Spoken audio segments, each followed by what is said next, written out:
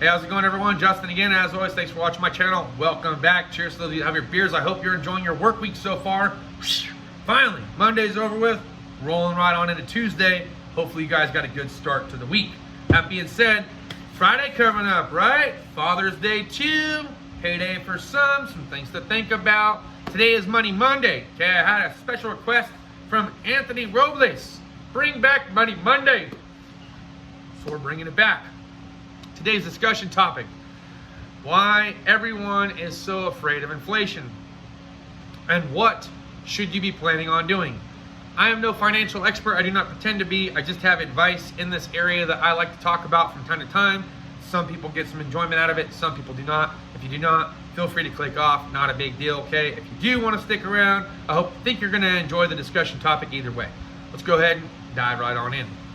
All right, so bonds versus equities. Which one? Why? What should you pay attention to? Equities. I like equities. Equities is the only thing that I really invest in, okay? Because I'm younger, I'm still working. I've got at least another 10, maybe even 20 years left in me before I feel like I'm going to be done. So I have some wiggle time, if that makes sense, okay? And equities is where a lot of the action is, so to speak. This is essentially high stakes gambling. And I say that because you're risking a lot for a big gain, but it could also go the other way. You could have big losses. You really only lose when you sell out of a position. Let me say that again. You really only lose whatever you have invested into that company when you sell out of a position or they go bankrupt. Okay, bankruptcy is another thing where you can lose your ask. Okay, so that being said, if you are holding on to big, solid blue chip companies like Tesla, like Apple, like Caterpillar, ExxonMobil, etc., you're going to be okay. These companies have been around for a long time. So those are companies that you can continue to hang on. It doesn't matter what it does. They're still going to be around next year, the year after, etc., etc., etc. But they're excitable. There's a lot of volatility. Means that, what is volatility? Volatility means there's a lot of action happening throughout each and every single trading day. There's a lot of volume that's coming in to some of these stocks. Some of them have been nicknamed meme stocks, because it's hilarious at how high they've gone up in price when they aren't technically worth that, and the PE ratio doesn't really match. I'm not going to get into PE ratio today, but they're excitable, okay? It goes up and down, and it goes up and down, and it's huge. You could be up 30% for the day, you could be down 40% for the day, you could be up 1% for the day, you could be down 2% for the day. These things all change, and it depends on how much each equity that you're buying. Bonds kind of have been trading sideways for a little bit, and that's as a result of inflation not really going up. But the jobs poll that's been taken really hasn't caught back up either, especially since the coronavirus thing. So 2 years later, we're still trying to recover. What are some other issues we're running into? We're running into issues with getting things for the consumers, okay? Consumer spending is starting to slow down because there's hardly anything available. Some guys are talking about how they can't get ski equipment. Some guys are having a hard time buying new dirt bikes and things like that. People are now able to go back out after getting the corona shot, and they're just selling out of things left and right. It's not just toilet paper anymore, my friends. Now it's pretty much everything. Try to get something warrantied out. It takes a lot longer. We're having issues with keeping up with the demand. The supply has not caught up for the physical demand that everybody has right now. People are starting to plant more, like myself. They're starting to do more stuff. They're starting to do more home improvement stuff. Now they're selling houses and buying houses and buying houses and building houses.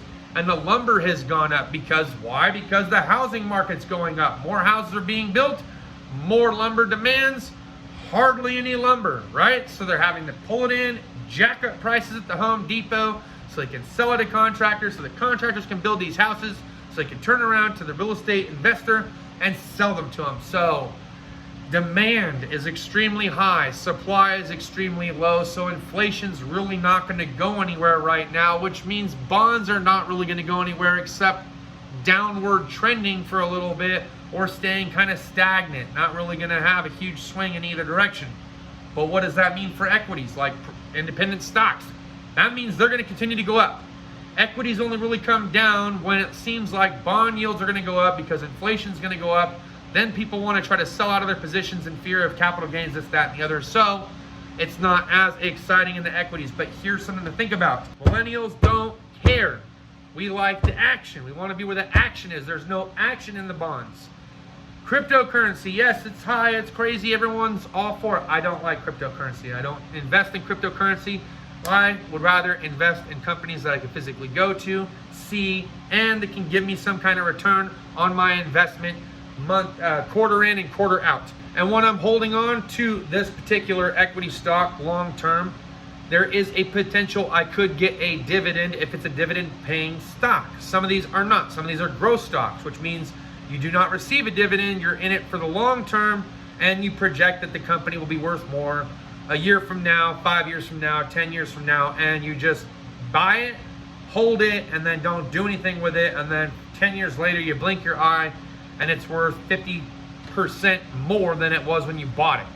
And that's a pretty good return. That could be better than even what you would have gotten in dividends.